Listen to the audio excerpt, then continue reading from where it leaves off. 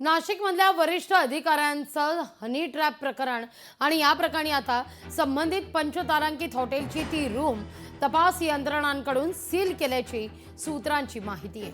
हॉटेलच्या रूममध्ये कॅमेरे बसवून वरिष्ठ अधिकाऱ्यांचे व्हिडिओ हे तयार केल्याची चर्चा देखील आहे। ज्या रूममध्ये हनी ट्रॅपचे प्रकार घडल्याची चर्चा आहे ती रूम तपास यंत्रणांकडून सील करण्यात आल्याची माहिती आता सूत्रांकडून कळते।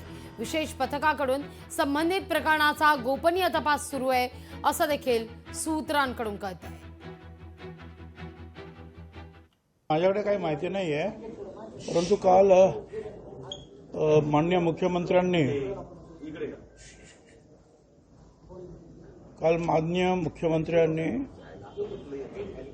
विधानसभेमध्ये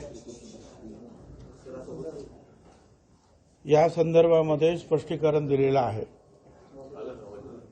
आणि त्यांनी स्पष्ट सांगितलं का कुठे हनी पण नाही आणि कुठे ट्रॅप पण नाही। मला असं वाटतं की तो मुद्दा जो आहे संपलेला आहे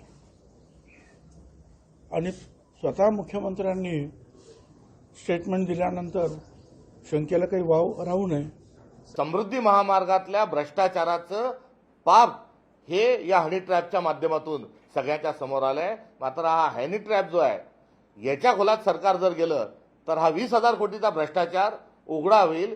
करिता या हनी ट्रॅपला गृह मंत्रालयाच्या पातळीवर आणि जो MMRDAच्या माध्यमातून आणि इतर जे विभाग आहेत या माध्यमातून या प्रकरणाला थेट मुख्यमंत्री देवेंद्र फडणवीस दाबण्याचा प्रयत्न करतात। विजय वडेट्टीवारने जर ते स्टेटमेंट केलं असेल तर विजय वडेट्टीवारकडे त्यांचे काही प्रूफ असतील तर मी विजय वडेट्टीवारना विचाराल की त्यांनी कसं वक्तव्य का केलं, त्यांच्या वक्तव्याबद्दल मी कशी बोलू।